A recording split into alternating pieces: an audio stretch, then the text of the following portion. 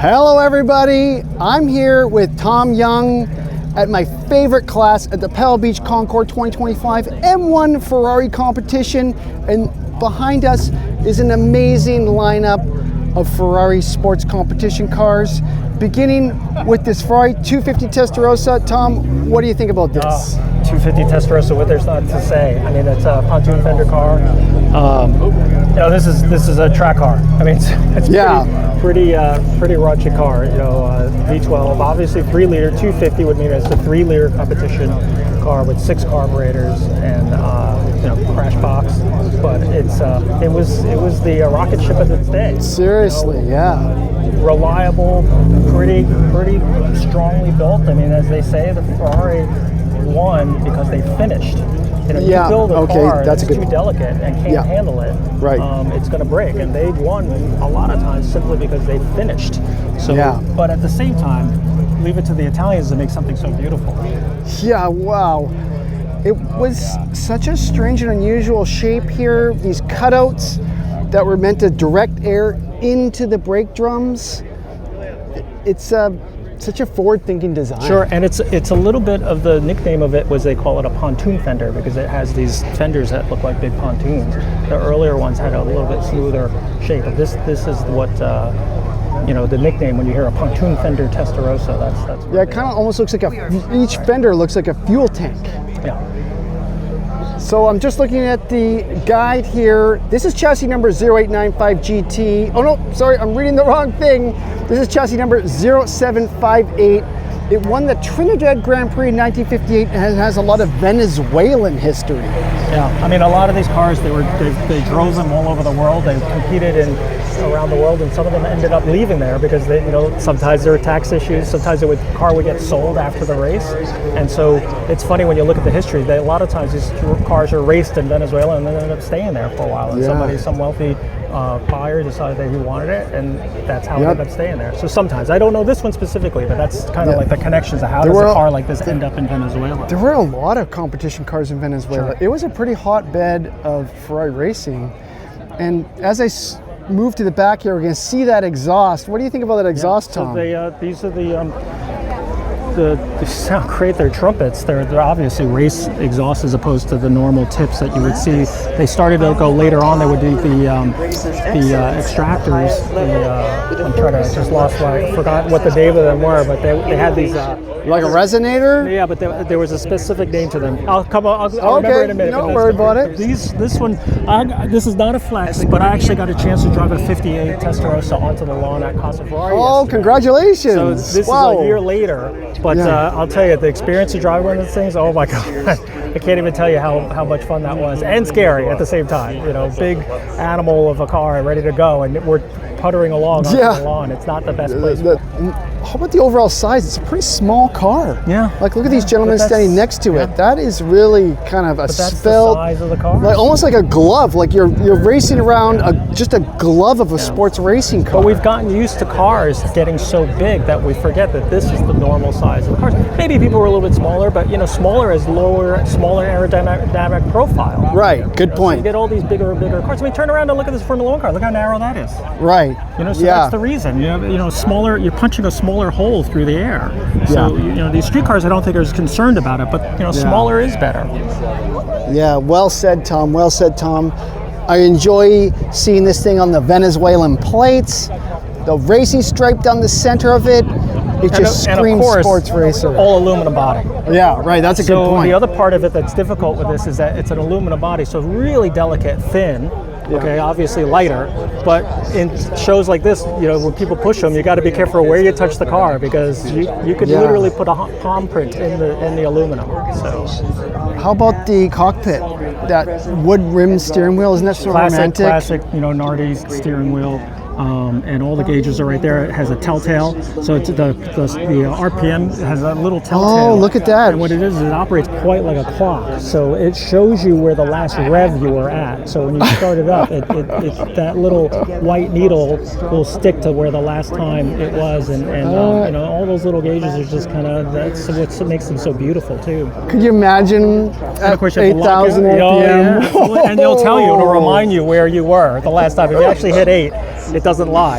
From what I understand, Scaglietti only put their badges on cars they design. Yeah. So that's what's going in you'll there. notice that the later cars, when they were built by Scaglietti, because Scaglietti is a bodybuilder, that they were cars like a 275 GTB or a Lusso. They were built by the Scaglietti factory, but they were designed by Pininfarina. So that's why you see the Pininfarina tags on them, but built at Scaglietti. So it just depends. It's very small nuances to how these cars were built and designed. Look at what do you think about this cutout behind the rear wheel? Yeah, that's just the way the pontoon fender design, to extract some of that air out. How about the muffler system coming out almost beyond the bodywork and then tucking back in? The chassis is so low that if there's no room to get it underneath the car, so they just, the way this car is designed, they had it run underneath. And if you see it, the rear tip turns up a little bit. So it actually kicks helps up so that you can not take out the exhaust. If it's shot straight out, you'd probably be dragging it at times. Helps a little bit to drive it on the streets, even though these are race cars. I'm so glad to be here with you today. It's really interesting to get the mechanics perspective. Oh, here's another little detail that they've done. Okay, I mean, this is Pebble Beach, so everything is done to to the highest level. But just that most people don't realize. So the weight, how we put those little weights on wheels? So that you balance them? Well, in the old days, you'd put lead wire, and you basically balance these tires with lead wire, and then as you find where the weight needs to be, you wrap. And I've done this on cars where you basically have a scale, and you weigh the wire, and let's say you need an ounce or half an ounce, so you weigh half an ounce of wire, and then you wrap it around the wires. That's so remarkable. All this attention to detail. I love it. Also, little things about race cars is that the race cars didn't have chrome spokes. Most of the times they were painted spokes. Okay. So a lot of the race cars, when they design them or they're showing the cars, there should be painted spokes. You often see Ferraris with chrome spokes. It's because it's a street car, but most of the race cars are all painted spokes.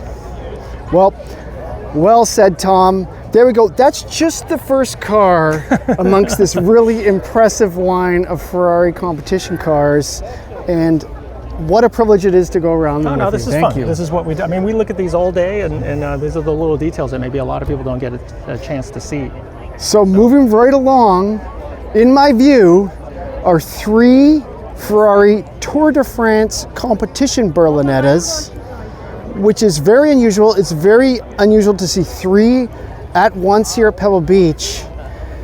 And this is one of my favorite designs. Just the sloping fastback curves and the way that kick up over the rear fender is designed, going to the tail light. And what's so great about Pebble Beach when you have this and they collect 2 Tour de France's is the fact that each one of them is different and specific.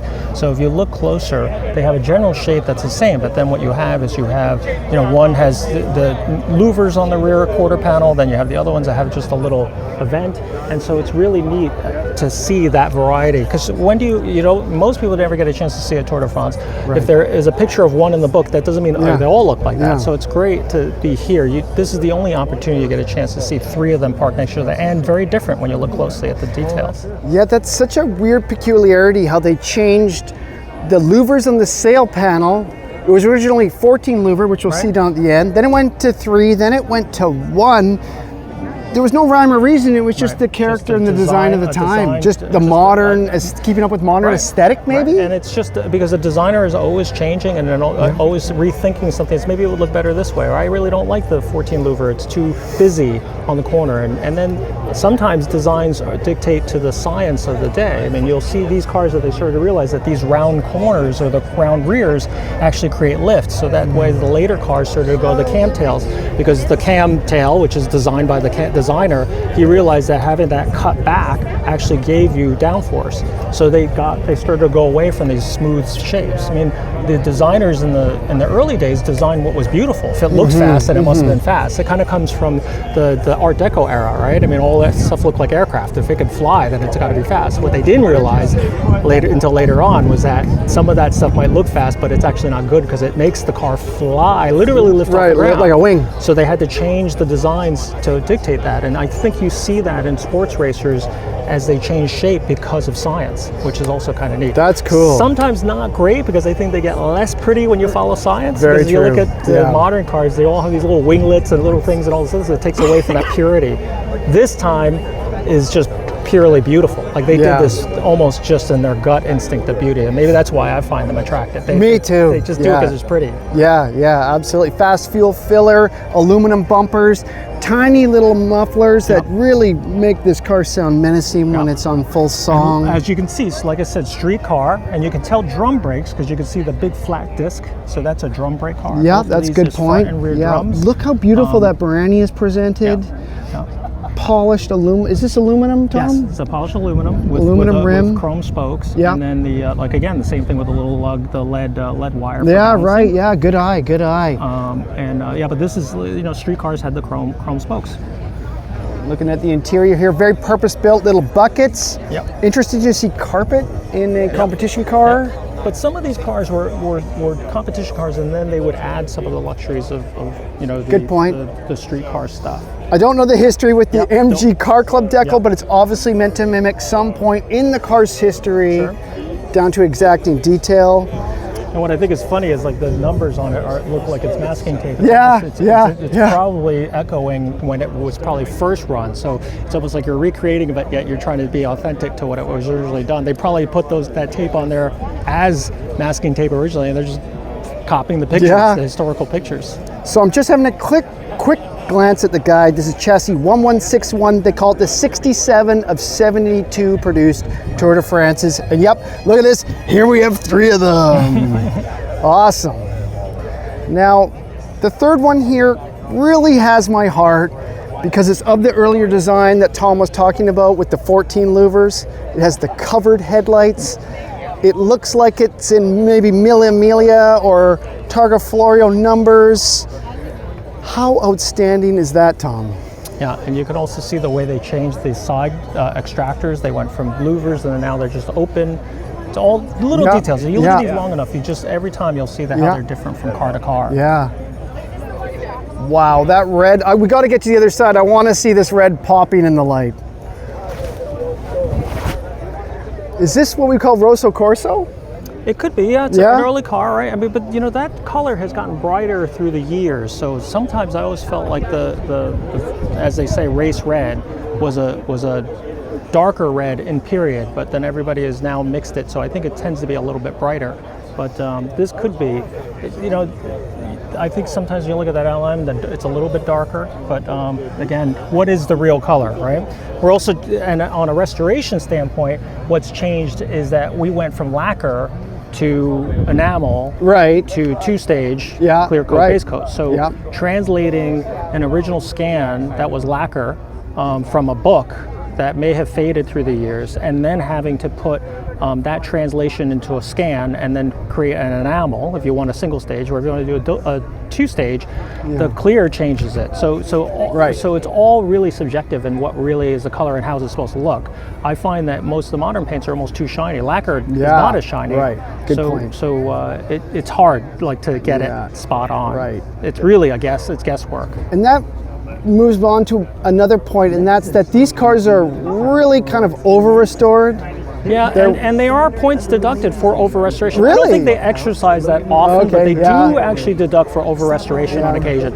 If all things being equal, if they had to make some kind of deduction, because I don't think there's any such thing as a perfect car, they have sometimes did deduct cars for being over restored. And I think the restorers kind of know that, so they try their best to restore it to a reasonable level. Yeah. Obviously you want a clean car, you want all this other stuff, but there are times where it can be over restored. Like I look down the side of this Tour de France, it's very slab-sided and the bodywork is perfect. Right, and it's hard. I mean, I think that people will say this is never how it was when they left the factory. It's true, but when these cars go into 7 figures and 8-figure cars, it's like, how could they not make something so beautiful? Right? Yeah. So here we are now in 2025 looking at a car in a much, much prettier and perfect light with really shiny paint, fits and finishes, high attention to detail. Everything fits right, like the grille here. Yep. Could you imagine trying to fit this grille in this aluminum bodywork? Like that all has to coalesce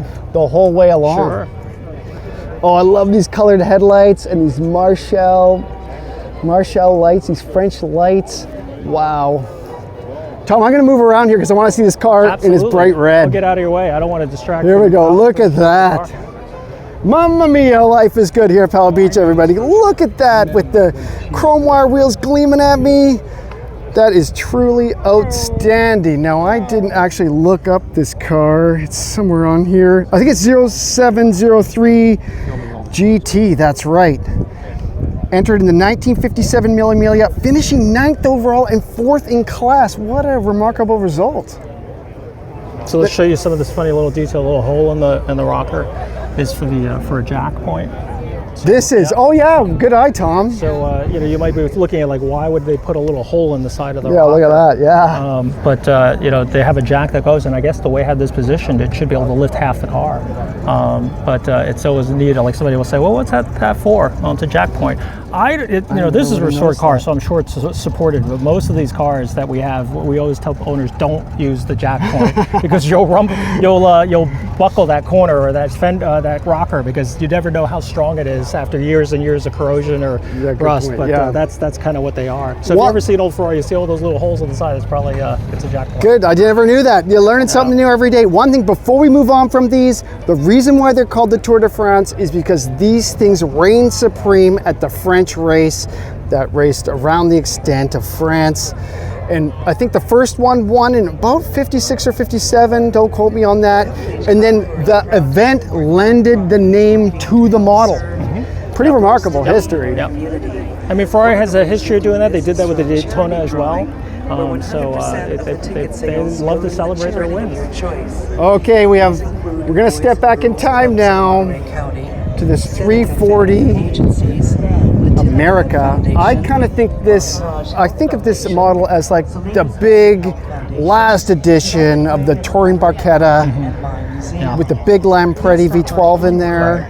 Overall contenders at Le Mans. Maybe I can look at the guide here. What do you think, Tom? I think, like you said, they're the 340, so the big block, car of the age. I have a small connection to a 340 Really? America. Well, because I own a 330 America, so it's still an America, but it's not exactly the same bite. It's more of a 2+2. But the reason why they do America, oftentimes they use that nomenclature because it was a special car or a bigger car. So yeah, I'm just glancing down here. This was at the 1951 Le Mans. It did not race. It's been completely restored by DK Engineering in the UK. Yep. So what we're seeing here is an absolutely fresh restoration done by the talented guys in England. It looks so splendid. I love the numbers on the side, the little target. Wow, it's such a purpose-built little Barchetta. Really enjoying this. Look at the way the windshield is. It has that kind of cowl to assemble it. It's very unusual. So romantic. The wooden wheel. Yep. And then these are the early wheels where you can see the little nibs on the back of the wheel. Yeah. They started scalloping them, but this is early in the 50s. That little detail is kind of neat, specifically to this age, is they have these little nibs. And look, that might be an image of it there at Le Mans on the seat. Are those ivory shift knobs? Is that ivory I see in there? I think it's Bakelite plastic, but it's still really neat little details. And what do you think of this light on the back? I really enjoy getting it right as it was at the race. Look at the engine turning on the steering wheel. Oh yeah, it's gorgeous. I mean, that's the neat little details that they did, and you can see it was done. It wasn't done by a machine. I mean, it's the irregularities in the engine turning. Good point. Somebody actually did that by hand. Amazing. Well done, DK Engineering. Looks so superb here at Pebble Beach. Oh, and look at the big tag on the back. Carrozzeria Milano. It's like jewelry. Yeah. What do you think about that light up number? That's neat, eh? Yeah. What a nice touch. Touring did a great, they had the three bodybuilders. They had Pininfarina, they had Scaglietti. We're going to wrap this up with two 250 LMs here at Pebble Beach. It's a pretty spectacular sight. These are neat. These are, I have to admit, as much as I really like these early cars, TDFs and things, these LMs are the ones that I kind of just really think that's pretty neat. So it's getting to my era of cars that I specialize in. 250 LM, when you think about it, these things were they might as well have been spaceships. I mean, Ferrari was building front engine, rear drive, 250, 3-liter V12 engines, and they started to realize that to stay competitive, and they started to think about designing something for a mid-engine car. Yeah. So they developed this car and then put the 2-cam 3-liter engine in the back or in the middle of the car. And this blew people away. I mean, when you think about this, like nothing looked like this. You had a conventional car with a big front, you know, and a short deck with the engine in the front, and now all of a sudden you come out with this, man, and look at the shape of this thing. Yeah, it's really remarkable. It really laid the path for the P cars that followed. There's an interesting story that Ferrari tried to pass this off as a production car to get it to race Le Mans. Sure. No, they did that a lot. I mean, you know, it's like the GTO, right? To homologate the GTO, the short wheelbases were part of the whole production of GTOs. Well, not exactly, but technically the same chassis, same engine. But you know, mid-engine, I don't think that could be qualified to easily homologate. But you know, still, this is such a neat car, man. When you look at that whole shape, that whole rear deck lifts up completely from the bottom of the tail lights all the way to the whole clamshell lifts and opens up there, and the differences were that you know it's just such a neat and a relatively reliable engine. I mean, 250 engine, they knew what they were doing. Right. Yeah. It's a really proven engine. I've never driven anything like this, so I just don't know. Here we see the North American Racing Team. This was campaigned by Nart with Canetti Motors, and this is pretty cool car. So this is chassis 5909. It ran Nürburgring and Le Mans in '64. It failed to finish and went on to take second overall in the 12 Hours of Reims. So such amazing competition history that looks so achingly beautiful at the same time. It's hard to believe that they're one and the same. We'll finish up with the last one here. I believe this is 5909. Oh no, sorry. This is 5907. So just 2 cars earlier. And this was raced by UK Ferrari agents Maranello Concessionaires. Outright victory at its debut race. How about that? At the 24 Hours of Reims. So likely that's the number 7 from the race at Reims. Beautiful. No, just beautiful cars. I mean, I think that's what they do. They're beautiful, and yet at the same time, you hear it fire it up. It has this mechanical anger that we all love. Oh, when they came in, they were just the first raw. time I looked at Ferraris, it was like, they're beautiful. God, they're just so beautiful. And then all of a sudden they fire up and they make that noise. Yeah, and it's like, okay, you got me. It's another level. It's another visceral level. No wonder why we love them. All right, everybody, that wraps up my review with Tom Young here at M1 Competition Cars. Tom, it's such an honor to do a video with you. It's great to meet you. You're an amazing Ferrari mechanic. Anybody that wants to go check out the inner workings of cars, you got to check out his channel because it's so interesting to see the real deal. And yeah, it's fun. Your channel is authentic. I've watched every video you've made, and yeah, what an honor. The same goes for yours. So I'm glad we got to meet in person. But thanks a lot, Richard. Okay, well that does it for this video. Thanks for watching, everybody. See you later. Bye-bye.